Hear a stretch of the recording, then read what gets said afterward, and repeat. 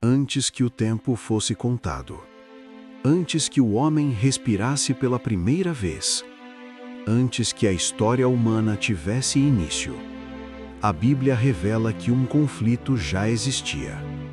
Não um conflito físico, não uma guerra entre nações, mas um conflito espiritual, silencioso, invisível, eterno em suas consequências.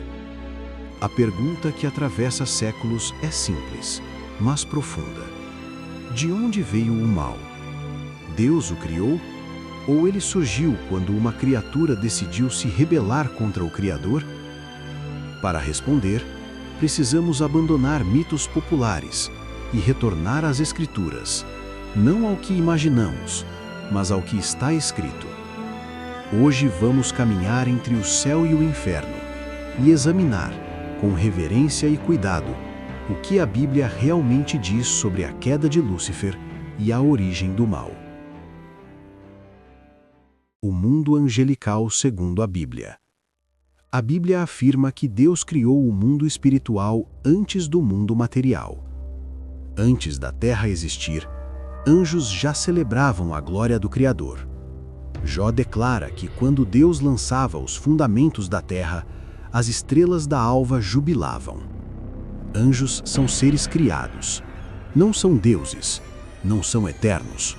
Possuem consciência, vontade, inteligência e responsabilidade moral. As Escrituras revelam diferentes ordens espirituais: anjos, mensageiros e servos, arcanjos, líderes e guerreiros, principados e potestades, autoridades espirituais, serafins, associados à santidade, querubins, guardiões da glória divina. Os querubins ocupam posição singular. No Éden, guardam o caminho da árvore da vida. No tabernáculo e no templo, são colocados sobre o propiciatório. Nas visões de Ezequiel, cercam o trono de Deus. Isso revela algo essencial. Os querubins estavam diretamente ligados à presença, autoridade e glória de Deus. Lúcifer existe na Bíblia? A palavra Lúcifer aparece uma única vez nas Escrituras, em Isaías capítulo 14. A palavra significa estrela da manhã, ou portador de luz. O contexto imediato fala do rei da Babilônia, um governante arrogante, embriagado por poder, que se via acima dos homens. Porém, o texto usa uma linguagem que ultrapassa a realidade de um rei terreno. Caíste do céu, exaltaste o teu trono acima das estrelas de Deus. Serei semelhante ao Altíssimo. Esse padrão aparece diversas vezes na Bíblia. Um governante humano como instrumento de um poder espiritual maior. A Escritura não afirma diretamente: este texto fala de Satanás, mas ela permite uma leitura tipológica. Jesus disse: eu vi Satanás cair do céu como um relâmpago. A Bíblia começa a formar o quadro. O querubim ungido de Ezequiel 28. Se Isaías sugere, Ezequiel aprofunda. O capítulo 28 começa com o rei de Tiro, mas rapidamente a linguagem se eleva a outro nível. O texto declara: estiveste no Éden, jardim de Deus. Eras o querubim ungido que protege. Andavas no monte santo de Deus. Nenhum rei humano esteve no Éden. Nenhum homem foi criado como querubim. A Bíblia descreve aqui um ser espiritual exaltado, criado perfeito, cheio de sabedoria, revestido de glória. Pedras preciosas o adornavam. Sua função era proteger, servir, refletir a glória do Criador.